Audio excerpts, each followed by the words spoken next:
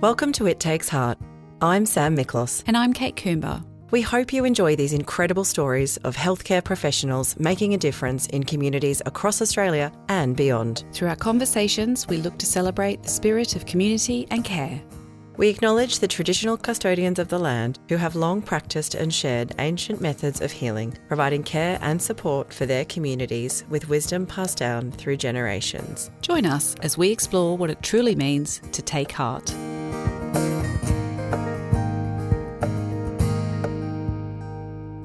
Today, we are thrilled to have Annabelle Brayley with us. She's the true embodiment of seizing every opportunity. Though she initially trained as a registered nurse, Annabelle's journey has taken her from a remote sheep station to managing a federal dementia program, purchasing a news agency, and working on a number of board roles. She has even become a published author with 6 books now to her name and is a regular contributor to the RM Williams Outback Magazine. Annabelle's passion for rural and remote healthcare shines through her recent work with Remote Australians Matter, where she champions equitable healthcare access for all remote Australians. Having recently retired from her role with the Australian College of Rural and Remote Medicine, Annabelle now dedicates her efforts to this vital cause. Join us today as we explore Annabelle's remarkable journey. Welcome to It Takes Heart, Annabelle. Oh, thanks, Sam. Thanks, Kate. It's lovely to be here. Thank you. So I have to first start, it really resonated with me that you love to seize every opportunity, and for me that's always been my motto. I'm just a yes, details, we'll work it out later. Tell us about one of the craziest times you've said yes to something where it's really worked out for you. I would actually say that I can't really remember a significant time when it hasn't, because I think that you can always make something of everything. I love that. Even if it's only embracing the experience. So it may not have worked out the way I thought it should or hoped it might. But it's, everything's a learning opportunity. Totally. And I think you should say, have a go at everything that interests you and say yes to any opportunity, because you just don't know where it might lead. And for me, certainly the significant thing was, and it was prefaced by other yeses that kind of led me into that situation, but writing the story, I was asked to write a cover story for Outback Magazine about remote health. And just to go back, I actually got into being a published writer because in 2006 we were living in Morven. We'd moved up there. We'd sold up in 2001, moved up to this tiny community for 5 minutes, and we're still there because it's such a fabulous community. And I had done various other things. Anyway, in 2006, I happened to write to the editor of the Outback, RM Williams Outback Magazine, and asked were they sending somebody up to write a story about the Victoria Downs Merino stud in our district, which was celebrating their centenary. Anyway, the short part of that story was that they weren't, and asked me could I write, and ultimately I wrote that article, and it was the first paid for article that I had published. And I say paid for because the really exciting bit about it, I was actually cleaning out a drawer the other day, and I photocopied the cheque when it came from that first story. It was so exciting. Yeah. And it's exciting to see your words in print. Anyway. Yeah, I can imagine. So I hadn't expected to have that opportunity, but, I did. And some years later, the magazine asked me would I write a cover story about remote health. And I very nearly, it was towards the end of a year, in 2011, that it was going to come out. I had other things on. I thought, I don't really know that I have time to do this. And the honest thing was that I actually didn't know what a cover story was, but I said yes anyway in the end. I love and that. Have a go. I wrote the story, and I'm pretty sure it wasn't a very good one because they've never asked me to write another cover story. However, as a result of that, I came home. It came out in January 2000. I can't remember which year. It was 2011 or 2012. And must have been 2011. And there was a message on my phone that said this person's name and I'm an editor from Penguin Books Australia and I'd like you to give us a call back. Wow. And I actually thought, somebody I know. Yeah. But it was a Melbourne phone number. So I rang the number and sure enough it was an editor from Penguin Books and a publisher there had read that article in Outback Magazine. Wow. And asked me would I be interested in collating the stories that ultimately became bush nurses. Yeah. And that was actually a philanthropic project of theirs. They do that every now and again, or they did back in those days. And the royalties from that went to Frontier Services, which I had worked for at one stage.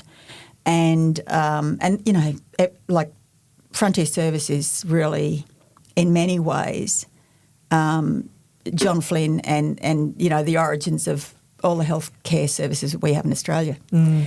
And so I had that opportunity. And because of that, when I read some of the stories that came in, I actually said to the publisher, Andrea, we've got some gobsmacking stories here. They are really, really amazing stories, fantastic nurses.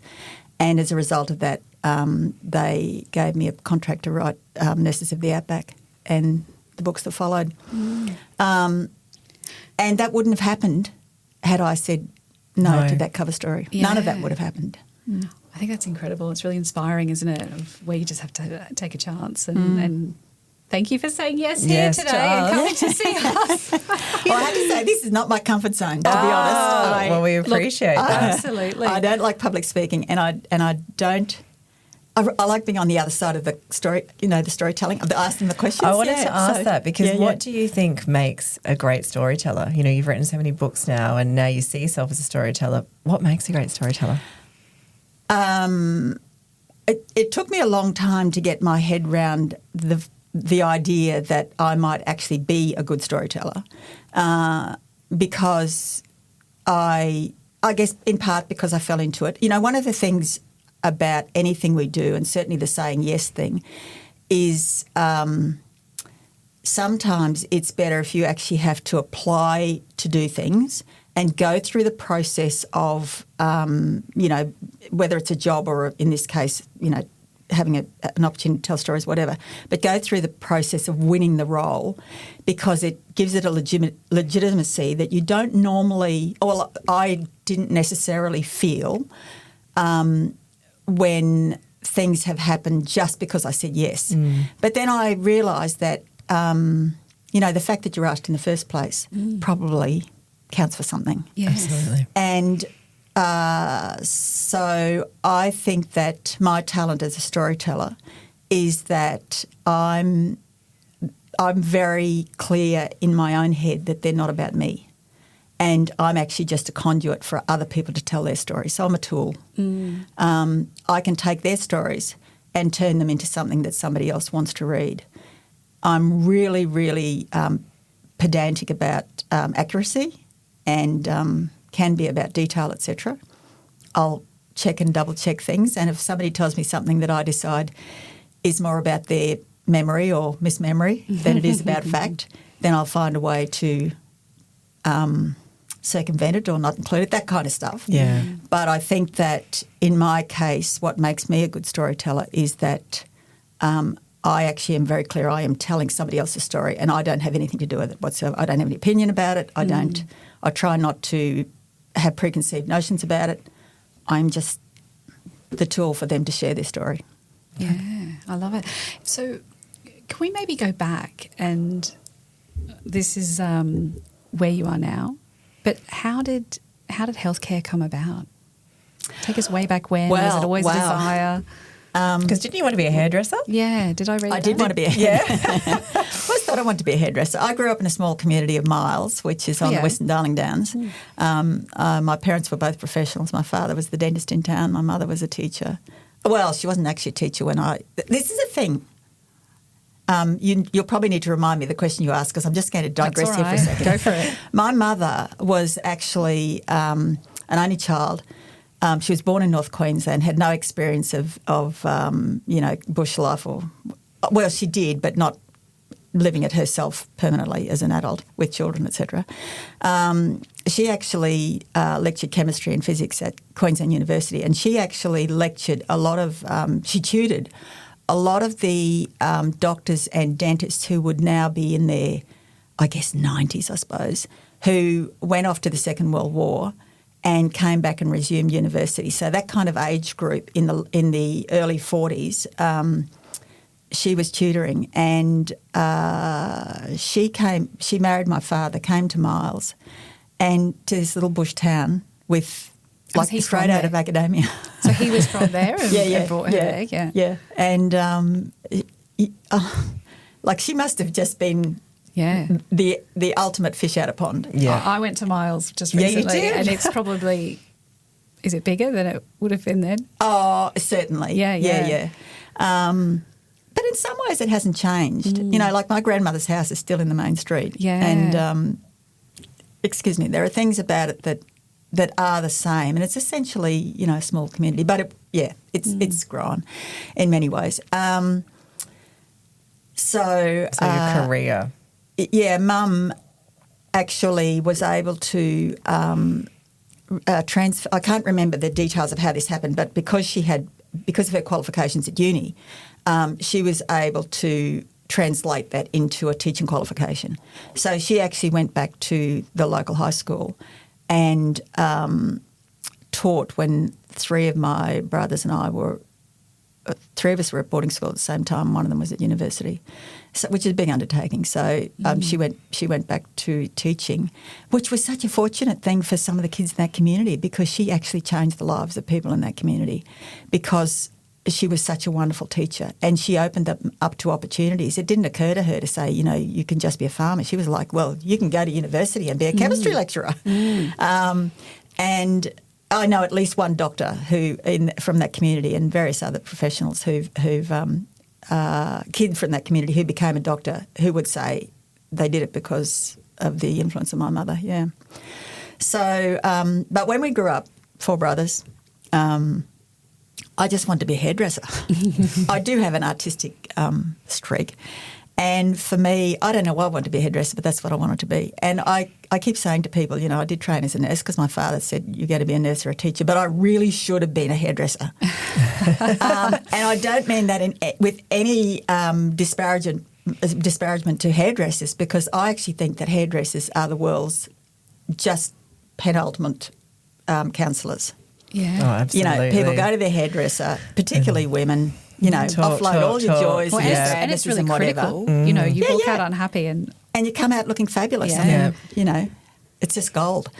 And so I really should have been a hairdresser, because the other side of that, of course, is that what I realised later as a storyteller is that I really just wanted to hear the stories. I didn't want to. I can remember getting into trouble when I was nursing at PA for sitting on a patient's bed. And because I was sitting there talking about, you know, they're telling me their story.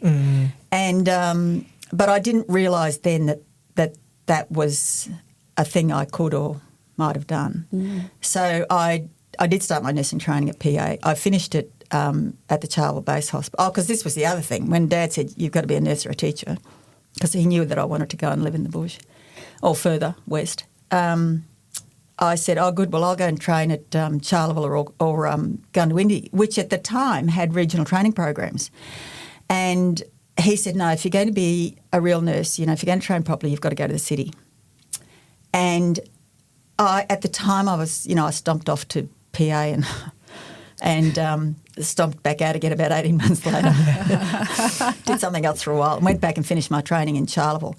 But I saw, experienced and learned more in 18 months at Charleville than I did in 18 months at Princess Alexandra. And I would say part of the reason for that is because I, at PA, was moved by chance to mostly, you know, specific wards like, you know, children's orthopaedics, renal, whatever, as opposed to just a general nursing ward. And I know in a way there would be nurses who would say, but that's what you're doing, general nursing. But for me it was just all the wrong place at the wrong time. Whereas in Charleville, you know, whatever happened, you get involved in. And I would say that to any staff now. I mean, we can come back to this later, but certainly the opportunities for practicing your craft, you know, the thing that you've been trained for so well for so many years, the opportunities to actually embrace that and deliver that are far greater in a rural or remote area than they are in a city hospital. Getting the exposure, aren't you? Oh, totally, yeah. And do you think that could have, could a graduate have that same experience? Do you think it would be, a graduate would feel as comfortable and supported going out first year to a rural remote community and working there? Or do you think there's a benefit to them having some time in the city? Well, I personally think that they should be training in the bush. I think everybody should be training there. I think, we didn't do anybody any good service when they closed down the hospital training programs. And personally, I just think that was universities grabbing money, quite frankly. We'll train them and we'll have the money. I could be completely wrong, but that's what it feels like, because we took away so much of the workforce as well, not just in rural communities but in the city. It just didn't make any sense. It would have helped too, I imagine, with that if they were training in those regional and rural communities. If that's someone from the city, they might not have never had that experience, but they might be willing to go back and work. And, absolutely. They're exposed to that. Well, the other side of that was when I was training at Charleville, they obviously weren't training doctors, training nurses, so they were training assistant nurses and nurse aides at the Charleville Hospital. The nurses, including me, who were doing registered nursing training, went to the Toowoomba General for a block to do our lectures, but then we'd go back and we would nurse it at Toowoomba General at the same time. So we got that dual experience, but then we went back to the hospitals and we had, all the sisters were, teaching nurses, etc., even if that was just the practical skills on the floor. But it was a learning environment. So med students coming into that, or allied health students, anybody coming into that environment was coming in and working in an education teaching environment. And that's very different to coming into the kind of environments we have now where we are returning a bit to that learning kind of environment. And there's certainly support networks, but not the kind of teaching environment we had back in those days, I don't believe. And I would say now to anyone who's half interested in training, certainly in Queensland, look at the Southern Queensland Rural Health Hub, the Rural Hub, which is a collaboration between, and I'm hoping I'm getting this correct, UniSQ, UQ, Darling Downs Health and Southwest Health and Hospital Service. And they have hubs at Charleville, has been there for a while, St George, and I think they've just opened one in Chinchilla. But in Charleville, they are training nurses again for the first time. And I believe they're also progressing towards medicine, so that, we have nurses, not necessarily just country girls, but because anybody can apply to join the program, but they are training in rural and remote. And I can't just say, I can't oversay how important that is. It will make a difference, yeah. So in what way? How do you see that making a difference? Because they're learning where they're working. There are so many things that are different. There. Many years ago, I actually coordinated a program for the Isolated Children's Parents Association, which was it's a federal organisation, but also has state context. And so I coordinated that for Queensland in the late 90s, bringing student teachers from QUT into rural and remote schools for pracs. I set up their pracs, where they went, etc., talked to their parents, came down here, talked to the students before they came, told them a bit about where they were going to go, what they would find. Parents would ring me and ask me everything from how will they get there, how long will it take. One even rang me and asked me how to drive up the Toowoomba Range. All of those, just because people don't know, they have no experience of it.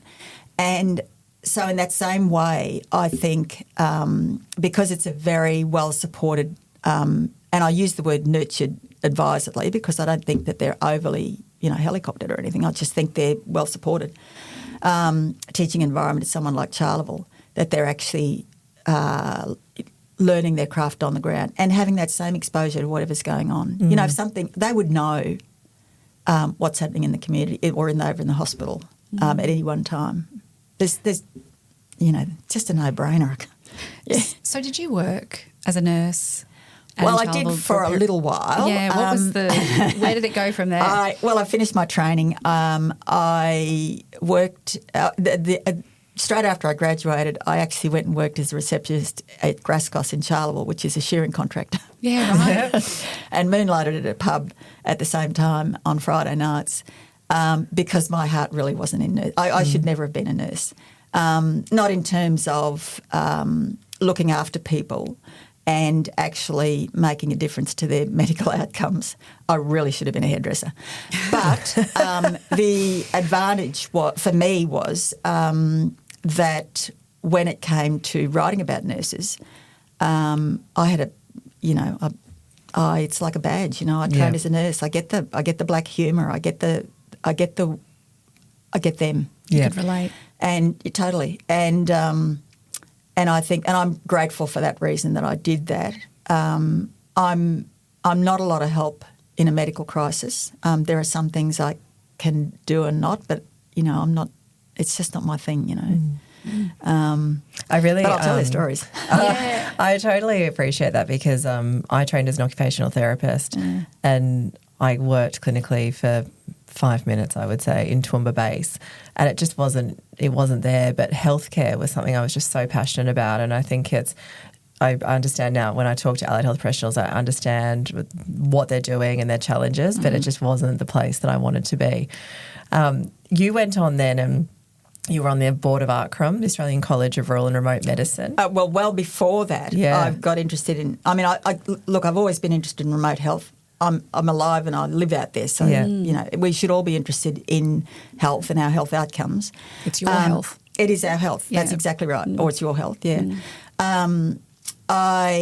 When we sold our property and dissolved this partnership, well, before that actually, our kids had gone to boarding school and my husband said to me one day, you need to get a job because we were quite remote. And he said, you need to get a job because otherwise you're going to end up brain dead. And I clearly needed something to occupy my time. Yeah, and other than, going out and helping. And now that I look back, I think, okay, so maybe he was getting me out of the way. Hadn't actually thought about that before. Anyway, so I applied for a job that I absolutely was not qualified for. And just to correct your introduction slightly, I wasn't the coordinator of a national dementia respite program. However, I did apply to be the manager of a dementia respite program, which was auspiced through Blue Care here in Queensland, in remote Queensland, for which I absolutely was not qualified, but I applied anyway. And this comes back to that, have a go, apply for anything that interests you, because for me, part of that was just about, I'd never applied for a job ever in my whole life. And when I did that, I must have been 45 or something, so I never applied for a job in my life. And so I didn't actually, I learned a lot from that process. I didn't expect to get the job. I probably hoped to on some level, but the process of actually applying and asking people to help me write my application, which I did, a friend of mine who was a teacher at Cunnamulla at the time, Helen Miller, helped me, finesse my application. And I used things, because I didn't have a CV, so I used things like my experience living on a remote sheep station. Every now and again you've got contractors coming in, you've got to organise sharing through the year. I had home tutored my kids, brought up a family, managed a house, all of that sort of stuff. Project manager. Yeah. Exactly, multitasking project manager. And I had also had quite a lot of experience in various levels with local community things and with isolated children's parents. I used that coordinating that teacher thing as one of my skills on the application. And I actually scored an interview and was offered a job. And I remember I came into Toowoomba. I caught the train down to Toowoomba for the interview, and I went to it in my best Sunday dress because I had no idea. Yeah. I was so overdressed for it. I had absolutely no idea what I was doing. And but they offered me a job as a project manager with this new service because they got the funding for it, but they hadn't actually set it up. So I did that for 6 months, and then I switched to a role coordinating the placement of respite workers into the homes of people who were looking after someone with dementia in a remote area. And so I would go out and do the assessments in the homes, work out who needed to be there, try and match personalities, which again, coming back to storytelling was which I wasn't doing then, but that, kind of hairdresser, listen to people's stories thing was helpful because it enabled me hopefully to place the best person into any situation, the most appropriate person. And so I did that for a few years. I've actually worked at a lot of jobs at times, but I stayed working for Blue Care in that role for 3 years. It was a pilot program. The government chose to can it, which was just tragic because it actually was, it was really it was a costly but cost-effective way of keeping people with dementia at home for as long as possible. And some of them were quite young people living on farms and properties where, going away, it's not just about, popping down the street to the nursing home. This is a whole different ball game when you live in a remote area and you have to go somewhere else for whatever. It just has implications, not just for the person involved and the immediate family, but for whole communities. And so we need to rethink the way we close that distance but we can come back to that later as well. Anyway, I did that for 3 years and then I continued to work for Blue Care for a couple of years until I started falling asleep driving because I was doing a lot of driving around Queensland and I fell asleep one day driving home. Fortunately, nobody else was on the road and I didn't do any damage, but it gave me a fright. And it wasn't just, like that blink. I actually fell asleep and ran off the road. Anyway, it was fine. Nothing happened, but I realised that I had to get out and be doing something else. So I bought the local news agency in our little community, and just quickly, I bought that. And a few weeks before I took it over, I had this conversation with Outback about writing the stories, and so I had this opportunity to write a story, and I've just taken over a news agency, and I didn't know where either was going. Anyway. You're in the right spot to market your own magazine. Yeah. There was maybe if I hadn't been negotiating to buy the magazine, who knows? I mean, to buy the shop, who knows? I mightn't have thought about actually somebody needs to be writing the story.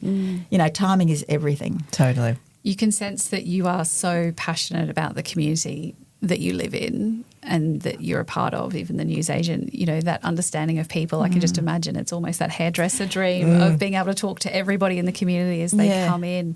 I think in a very general sense, I am a bit passionate about my community in some ways, but I'm more passionate about community having a say in their communities, about people having the opportunity to be involved in the decisions that are made about their communities. I know that some people don't want to be, but none of us are ever asked. And I think, I will die pushing for community to be asked. And the first question I will always ask any organisation is, where's your community representation? So if we can get to your current sort of passion and role, but touching on the ACRM role as well, the Rural Remote Medical College, how did that come about? And I think what's really interesting in this conversation is that you can work within healthcare, you can work within this area even if you don't want to be clinical. Absolutely. As you were saying, and absolutely. It's just wonderful to hear all the different opportunities that you've had. In terms of ACRM, so I got a contract to write Bush Doctors. Before that happened, I actually pushed it back. It was supposed to come out in 2016 and I asked the publisher if we could push it back because I wanted to write the stories about Vietnam, the Australian women who nursed in Vietnam, or the Australians who nursed in Vietnam because some of them were medics. And so I actually pushed that back and it took me 2 years to get my head out of Vietnam because I essentially debriefed some of the people I interviewed. And when I did, it was because I joined Twitter. So I could stalk doctors. Because there are a lot of doctors on Twitter. On Twitter they are. And I'm like, so I actually literally was stalking doctors on Twitter.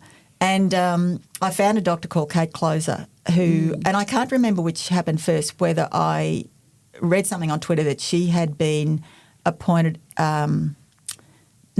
she'd been awarded Registrar of the Year, I think, or she was going to the Antarctic. I'm not sure which caught my attention first, but that kind of caught my attention, and all of a sudden I was into doctors. And as a result of that, I discovered the Australian College of Rural and Remote Medicine, which I'd never heard of, and I think probably most Australians hadn't then. And I got in contact with them, and Ewan McPhee, who was not I can't quite remember how I think he might have been president of Rural Doctors Association at the time, not sure. But anyway, I asked him to write the foreword for the book.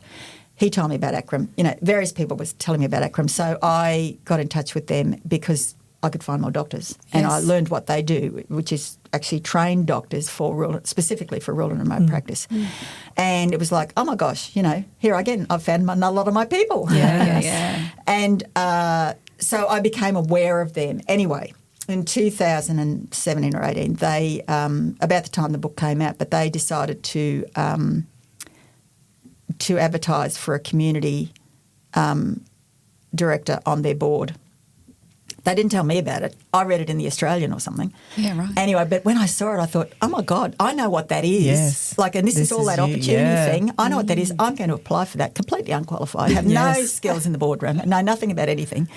But everything about it. But I live in the right place. I was just going to say, you've got the lived experience. So I actually successfully applied, and the college were fantastic. They offered me the opportunity to do the course at the Australian Institute of Company Directors, which I did and managed to qualify through that and graduate.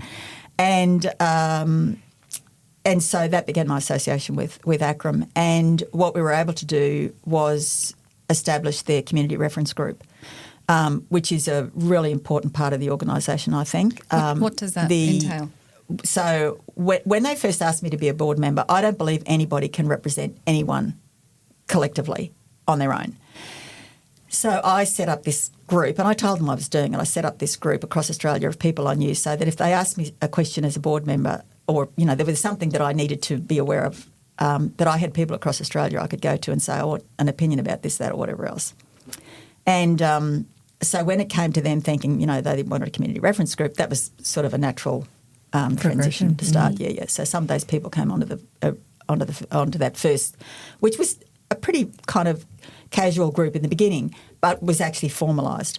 And I chaired that group until I actually resigned from the board. I resigned from the board, I think, or didn't re-sit, can't remember which happened. But anyway, in 2022, but stayed on as the chair of the community reference group until 2023. And I had a succession plan in place. So someone moved in, Gus White, who's now the chair of the group. That was a well thought out process on behalf of the college and me, and that group continues to advise the college in terms of community input and opinion about anything to do with the college and rural and remote medicine. Tell us about Remote Australians Matter then. So as a result of talking with all of those people, one of the things that became very obvious to me is that remote gets lost in the rural context. People are starting to, usually when I say people, I mean decision makers, politicians, etc., who are making decisions about other people, whether they, are qualified to or not. And I believe that remote is just too hard. Can I just ask you there, what's the difference you believe between remote and rural Australia? Everything. Can you describe that? Because so many people wouldn't be aware of that. Yeah, okay. So socially, economically, culturally, demographically, geographically, it is different because everything is more extreme. And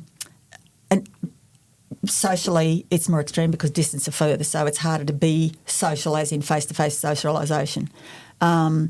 Everything is, harder to access.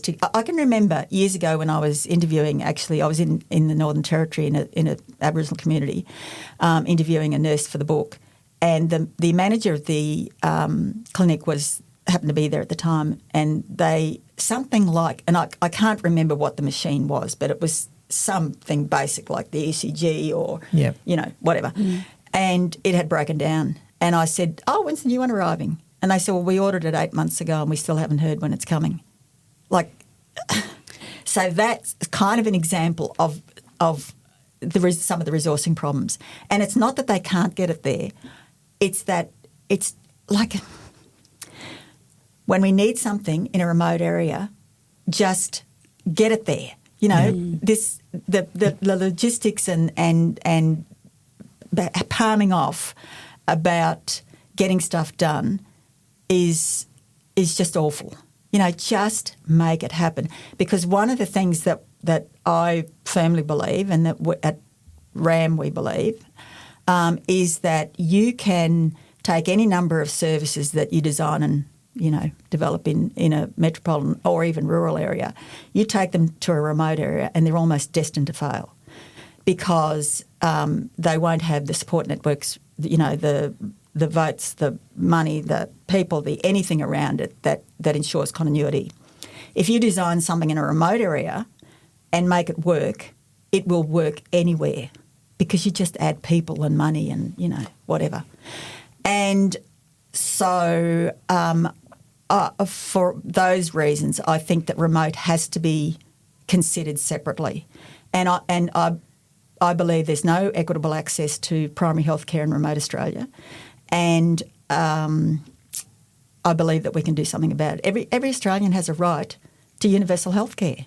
They do. Yeah. And I think getting the right people out there as well, because if they don't have the resources, I think some of the doctors that we've spoken to in this podcast have, you know, they actually really enjoyed the work in the community and immersing in the community, but sometimes if they don't have access to the pathology they need, the imaging that they need, they want to make sure they're making the best decisions with the best outcomes. I think there's a bit of a... Sorry, I'm interrupting. No, not at all. I think it's just making sure that they've got the resources, like the machinery that works, so that they can help people. And it needs to be the basic machinery that works, though. It doesn't need to be... You know, I think we rely a lot on technology in medicine these days, and I don't think that's doing anyone any favours either. I can remember one of the nurses, Chris Belshaw, who used to be an RFDS nurse, saying you need to eyeball your patient. You know, you need to be able to look at the patient. Don't look at the machine. Look at the patient. And I've had doctors say the same thing, really good, you know, remote doctors and nurses who will say, look at the patient. Like, yeah, you know, find so much. Don't be worrying about the gizmos. Yeah. Yeah. So but you do need the basic ones. You do need the basic ones to actually facilitate, you know, good basic care. Yeah. I think what's the work then? I was just going to say that what's the work then that RAMS is trying to do to close these gaps? Well, RAM's not fixing anything. Right. So Remote Australians Matter is a group of, there were 5 of us, there's currently 4. And we're a very defined demographic and we're very aware of that. So we don't claim to represent anybody whatsoever. Okay. What we're trying to do is set up a conduit that enables remote Australians to get involved in the decisions that are made about their primary health care, access to primary health care. We need place-based, innovative, sustainable primary health care access on community, whatever that is. And community is different things to different people. And there's absolutely, without doubt, the Royal Flying Doctor Service does amazing service across the country and they do deliver great primary health care.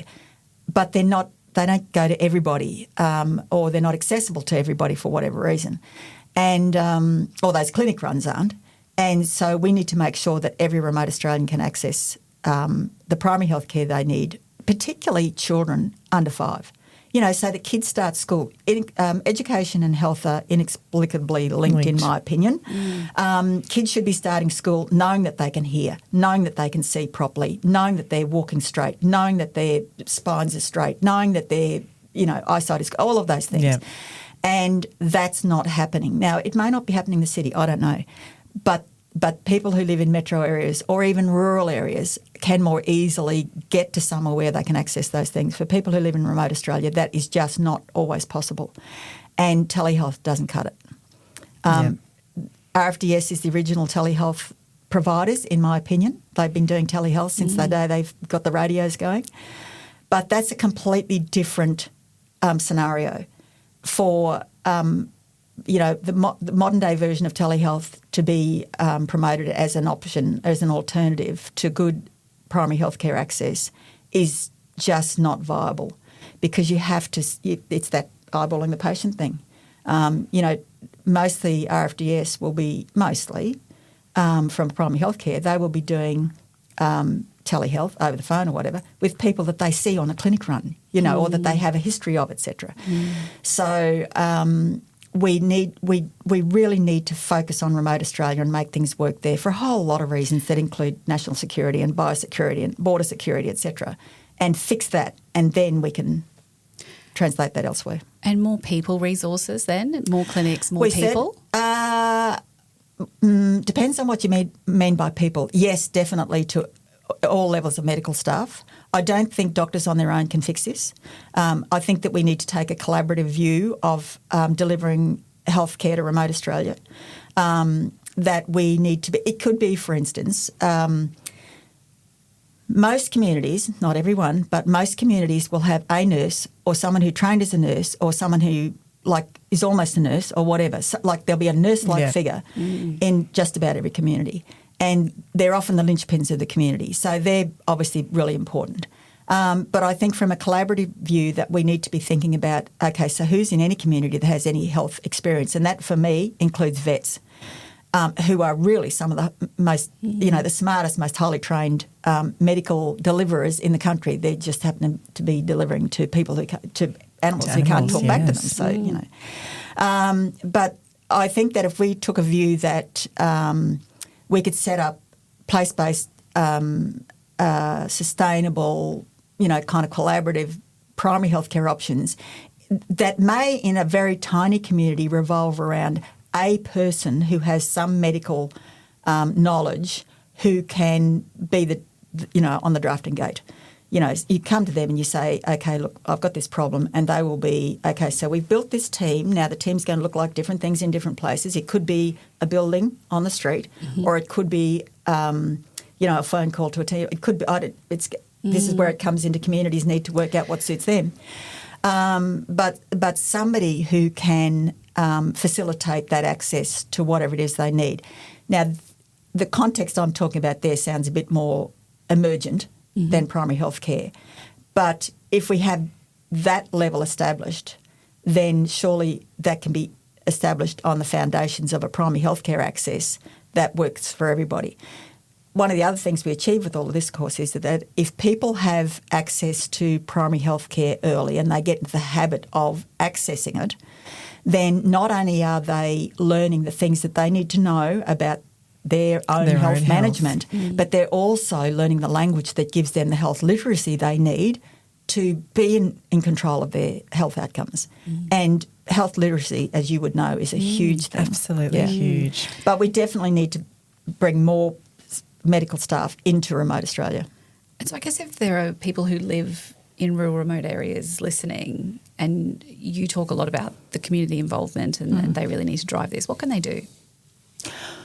Well, for starters, they can get to know who their local medical staff are, just socially. Just find out who's around and make them welcome into the community.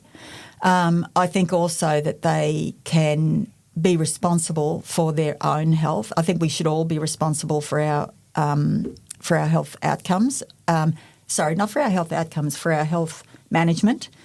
And I mean that, I don't mean you have to know how to fix stuff. I mean you have to know that it's your responsibility and you need to go to the doctor or the nurse or whoever it is you need to go to and find out what's wrong and find out how to fix it. Because everyone knows the statistics, particularly in remote Australia, are much higher for things around, smoking, drinking, obesity, whatever, apparently, and certainly life expectation is shorter. But a lot of that is because, that access is not available, so people don't think about taking responsibility. I mean, some people do. I know a lot of people who take responsibility for their health management, and some of them in very remote areas. But in general, it's an environment we need to work on and encourage people to be better involved in. So there's that. But there's also, I think communities need to, regardless of where they are, need to not think about their medical professionals as an entitlement or something that they have a right to. We all have a right to expect equitable access to primary health care. But I do not have the right to walk up to you, Dr. Kate, in the grocery store and ask you about my ingrown toenail because, you know, that's like you're a person. All these medical professionals are still people and they need to have a life. And one of the reasons I think I didn't always think this way. I've had a lot of years to think it through and different environments to many people to think it through in. That the first time I heard a medical professional say to me, you know, we need life balance, I'm like, really? But of course we do. You know, we all want to live our lives the way we want to live them, and so should medical practitioners. So community, again, need to be responsible for respecting the demarcation lines around the lives of their medical professionals and embrace them socially. But if you want to embrace them professionally, make an appointment when their surgery's open on Monday morning. Respects the boundaries a little bit. Yeah. What about then any advice you would give then to a medical professional going into, you know, a rural or a remote community? What's the flip side? What would you tell them how to make the most of that opportunity? I would say for anybody going into a community, but particularly medical professionals, go with an open mind. Be confident in your own capacity. Don't be undermined by, fear about being out there on your own, because most people now, there are, colleges like the Australian College of Rural and Remote Medicine, certainly RACGP Rural, etc. I'm sure all of the colleges and training facilities are, excluding the universities, and I have a reason for saying that, actually have a they feel strongly around supporting their staff, and obviously recruitment agencies such as yours, and I've come to know a bit about your group just recently, clearly support your staff well when you go out. So from a professional's perspective, they go with that knowledge. So don't be afraid to step out there, because you know that you can always ring, you can always ring back to wherever. But in terms of actually settling into the community, I would say yes to every opportunity to socialise. Join the gym if there is one. Find out what the organisations and social things are in town. Even if the only thing in town is the CWA, then that's one of the best places to start. Go to the CWA and say to them, I'm the new doctor, nurse, physio, whatever in town, and I don't know anybody and I don't know what to do. They'll sort your social life. Or, just make an effort to enjoy it for what it is. Don't go out there thinking, oh, my God, I've got to go to the bush for 4 weeks or whatever it is. Or equally, I've got to go change the world. Yeah, and also don't go thinking you're going to change the world. That too, Sam, yeah. I think for anybody coming in, if you move into a new community, come with an open mind. Don't try and change anything. Just be quiet and learn what's going on in the community or at work, whatever. Get to know the politics before you start trying to change things. And when you do, join whatever it is you're trying to change and do it from the inside gently. And I think that really speaks to any group that you go into. Yes. Right? If you start a new job, if you move to a new town, I think that's not isolated just to if you go into those communities. But absolutely not. Not everybody. We don't need to go in and way. fix these communities. There's that mentality. Is there one story that really like for all the books that you've written, and certainly we've both read a number of them, is there one that really has stayed with you?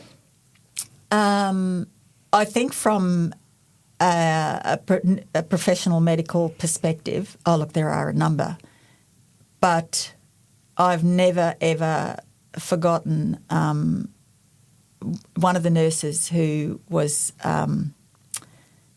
sent to Baduri, and I actually think her story was in Bush Nurses. In fact, I know it was in Bush Nurses, and I don't think it was in Nurses of the Outback, although I wrote about her in Nurses of the Outback, Annabelle Brayley.